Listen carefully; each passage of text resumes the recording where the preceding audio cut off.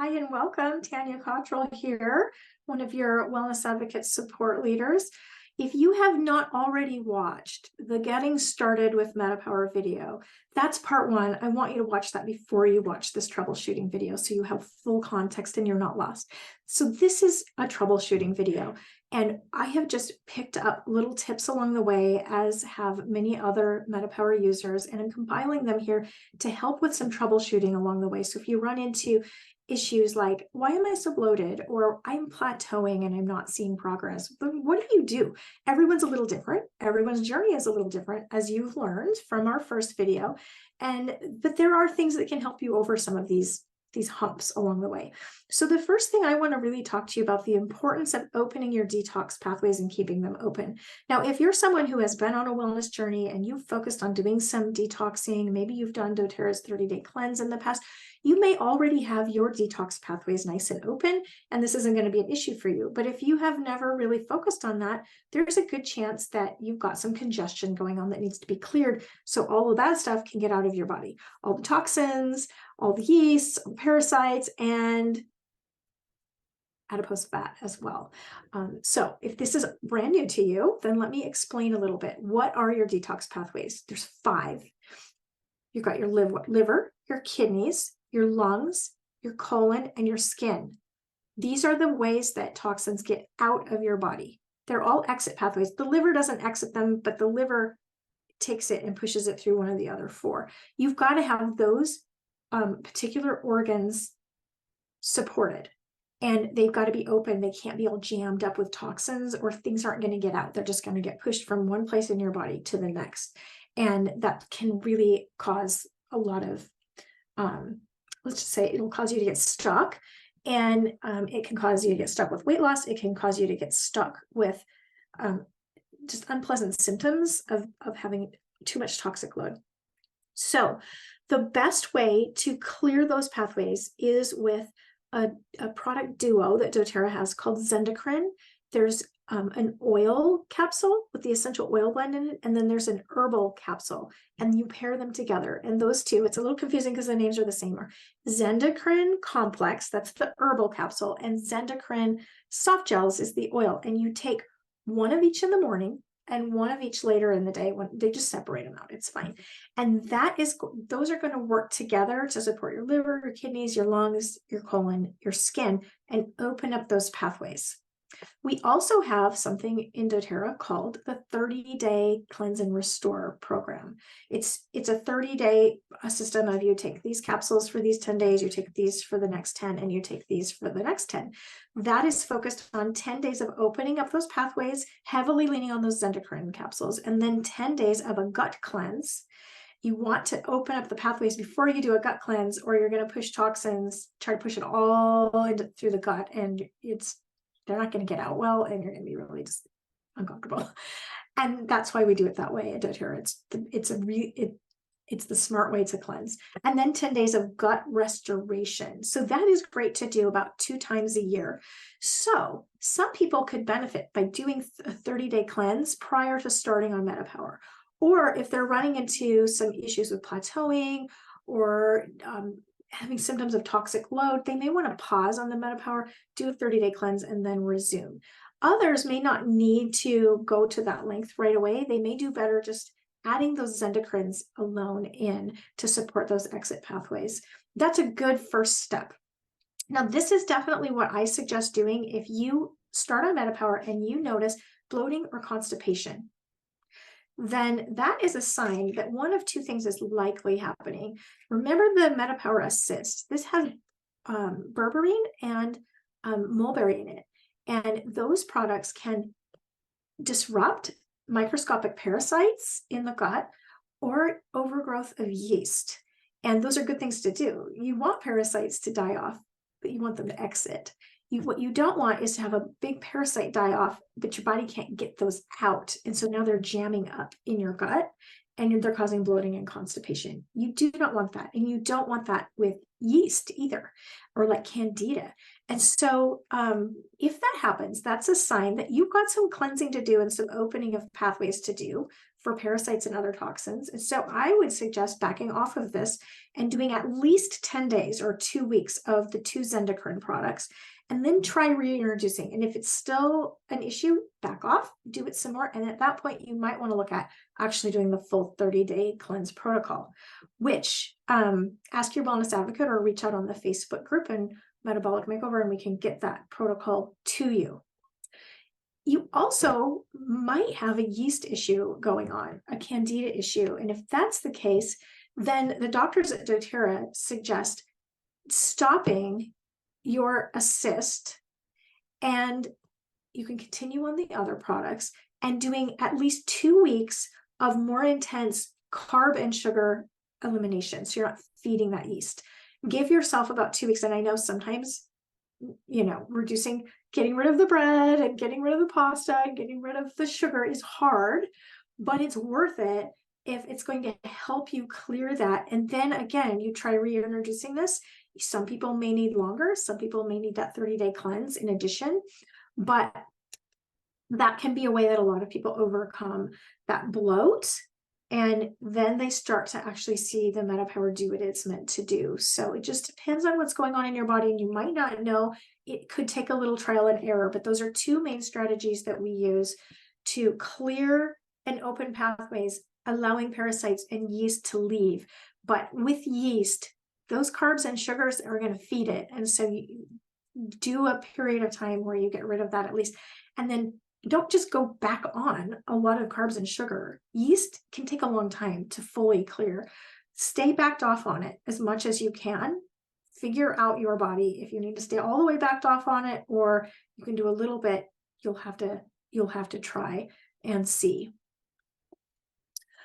What happens if you are feeling like you hit a plateau? So this happened to me. I had inflammation and weight come off of me early, and then I plateaued. And I plateaued for a good 10 months. And when I say plateaued, I mean up, down, gain 2, lose 2. And I knew it's not just about weight loss. And I saw more positive things happening in my body on the system. I knew healing was happening. So I did what I've told you to do. I held on, long game, put my eyes on the horizon. I stayed consistent on MetaPWR. But I won't lie, I was a little frustrated that, okay, well, I wish I could, drop a little bit more. But I held on, and my plateau did break about 10 months later. For me, I was surprised when it broke after doing a 24-hour fast. And I wasn't doing that to break my plateau. I was actually doing it for some personal prayer that I was doing, and I wanted to fast for a day. But then I kind of stepped back and went, wait a second, my plateau broke. So something changed in my body just doing that fast. Now, I am not someone that does intermittent fasting. Some people do, and they have great success with that. I haven't. If I do fasting, it's in the evening, and that's a little harder to do as a mom with cooking dinner for my family. So I don't do a lot of it. I don't do well fasting in the morning. Some people do great fasting in the morning. You can experiment with that if you'd like. It has to do with your metabolism. And I realized fasting in the morning wasn't good for me when I monitored and realized I react to food in a blood sugar spiking way much higher after 2 p.m. My window to eat food with less impact on my glucose is in the morning. So intermittent fasting in the morning, I then knew that's why that didn't work for me. But there are tons of people that works great for. So trial and error can be really helpful. Glucose monitoring can also be helpful. But I am not going to be here and tell you to do any extreme fasting, because you would need to be under the guidance of a doctor or someone to do that. And it's not the right choice for everyone. But I am just sharing a personal story that a one-day fast did help me break a plateau. It may or may not work for you. There are a few other things that you can try to help break a plateau. Again, just stay consistent with your product usage and stay consistent with your lifestyle choices. But you may want to just try eliminating, again, like the carbs and sugar for a period of time. Now, my husband has found he does better just doing that ongoing. He eats more like a keto type diet, and he's done fantastic on it. And he was doing that for some other health reasons, but he realized his metabolic health is so much better when he eats that way. So You may need to be more extreme on your carbs and sugar, or you may be like me and you can do a little bit, but you have to keep it in check.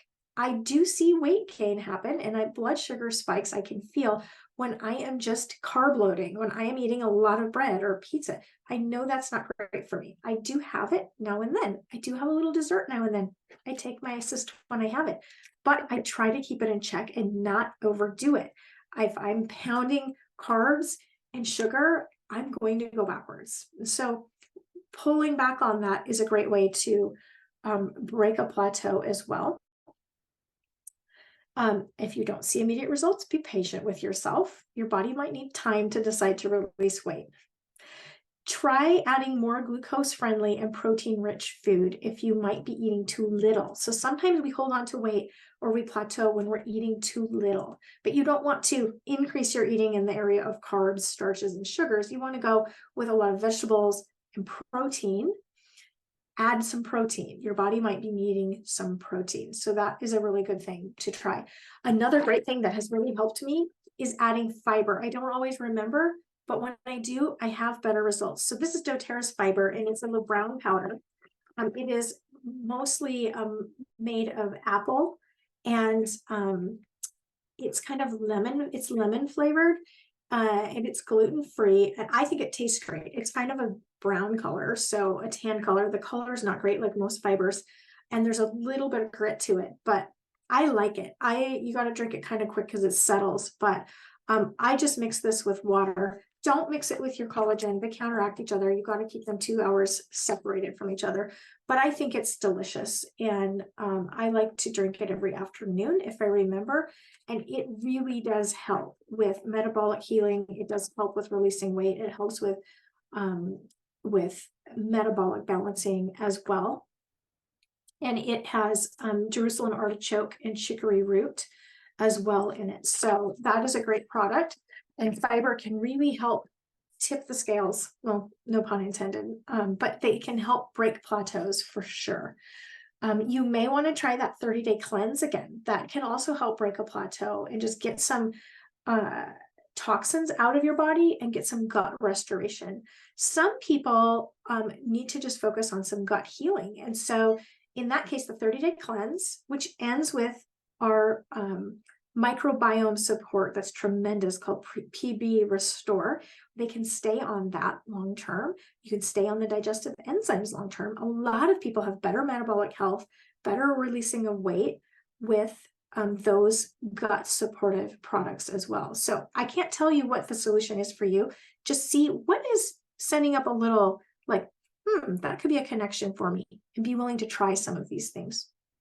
You may want to double down on your glucose hacks that I talked about and go and analyze, are you putting these into practice? Sure. And then you might want to actually look at glucose monitoring. And again, I've got the video on how to find glucose monitors and what the pros and cons are with different companies and cost wise. And I know that's an investment, and it's not for everyone. You may not need to, but that can be something that can really help people that are like, my metabolic situation, I just can't quite figure it out. And when you do that, you can look at what foods you're eating, how you're moving your body, because you're tracking it alongside of your, every minute it's tracking your blood sugar, and you can start to see patterns.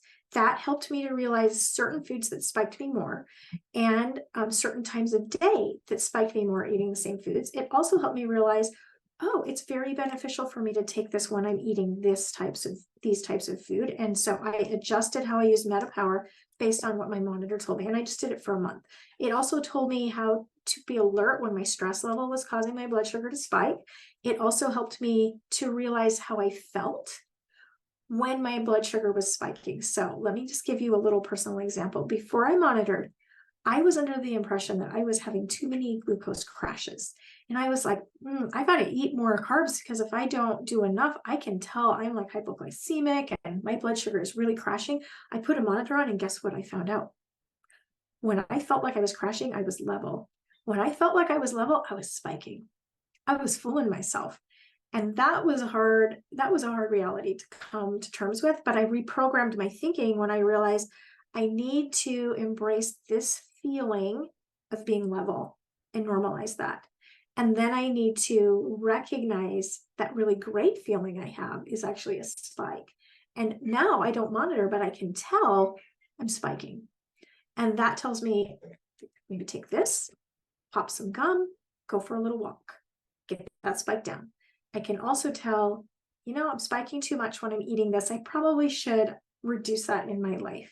So that's where monitoring can really be helpful. It can also be really helpful if you're like pre-diabetic, your A1C is not where it should be. You can watch over time and get that down and get a lot of data and a lot of statistics to reveal patterns in your lifestyle and your product usage so you get better results with all the effort and the investment that you're putting into it.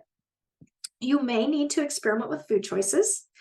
You may need to experiment to see what your body just does not handle well. You may find that you don't do well with gluten or with dairy, or some people do well with natural sweeteners like stevia or monk fruit. Some people don't do well with say monk fruit, and they have to back off and do no sweeteners. I do great with monk fruit, and I don't mind the stevia either. That's really helpful to me, but not everyone's the same. So experiment, trial and error is really helpful. You may need to just increase your movement or your strength training. You may need to just give a little increase on that and help yourself get past a plateau.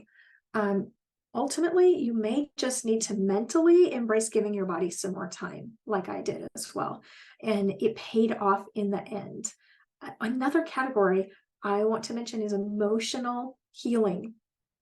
This is a tough one to really grasp because there's not like an exact protocol, but we tend to sometimes store emotions in our body. And sometimes that happens with weight storage. And so wherever you're at with your emotional well-being, you may want to think about what steps do I need to do to help myself heal emotionally. It might be therapy.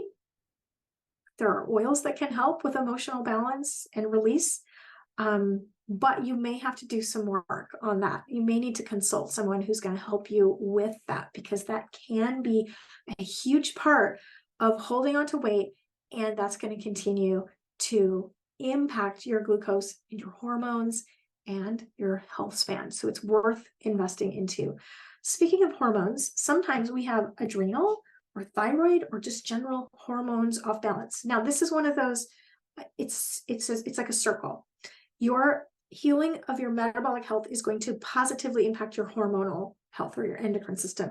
Healing your hormonal balance and your endocrine system is going to positively affect your metabolic health. So where's the starting point? There isn't one, but you've already started with the metabolic. That's great. You may have to come at the hormonal side and give yourself some more support there to impact on both sides of that circle. So to do that, I would suggest, and I know this is a lot of information, just jot it down and talk to your wellness advocate, and then you can kind of investigate if you need to add other products in, at least for a while. doTERRA has a really great hormone support system. It's branded for women, but men can use it as well. It's called the women's products, and there's just 3. And it's a phytoestrogen. Now, don't get freaked out by estrogen. This is not a synthetic. This is plant-based, and it will help balance estrogen dominance or a reduction of estrogen. It will help bring your hormones into balance, like 30-some hormones, when you use it as directed and you pair it with our bone nutrient. So they're just capsules you would take every day. The bone nutrient and the phytoestrogen work together to balance over 30 hormones in your body. And then there's an oil blend that helps you get even better results. And I like to apply it to my abdomen or the bottoms of my feet. It's a roller called Claricalm. So those 3 can really help with the hormonal balancing side. And then the other thing that's really helpful is a product called Mito2 Max. This is supportive to your adrenal glands. It's an energy product, but it's also going to help you with your cortisol balancing and your adrenal function and your mitochondria function. So that has huge impacts on your endocrine function, your thyroid health, your adrenals. Now, right now, Mito2 Max is its own separate capsule, and this is December of 23 that I'm coming to you here on this video. But in the coming months, doTERRA is going to be putting a new formula of that within the MetaPWR system. So depending on what time where you're at in the timeline. You might find it as a MetaPWR product, or you might find it as its own product. But either way, great product for that. If you've ever had adrenal fatigue, you need to be on that at its highest dose. One other product, if you've had adrenal issues, and this can affect your metabolic health and your weight, is an essential oil called Tulsi. It's also that plant, sometimes known as holy basil. It's a type of basil, and you want to apply that right on your adrenal glands, which sit on top of your kidneys. So mid-back right here, just once or twice a day. I use that because I have had adrenal fatigue in the past. I use MitoTWX, and I use that, and that really impacts my hormones. So there's whole classes on hormonal balance. This is a flyover, but I have to mention it because it can be one thing that can trip people up and cause plateauing. I think that is all. Yes, I talked about gut healing, all of it.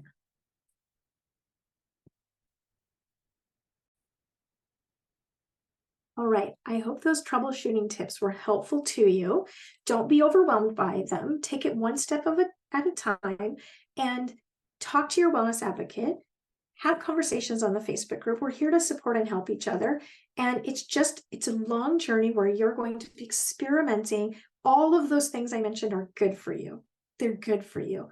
And over time, you are going to peel back those layers of metabolic healing, hormonal balancing, gut restoration, all of those. And I love when you get to the point you can look back and go, wow, my health is so different than it used to be. I feel so good.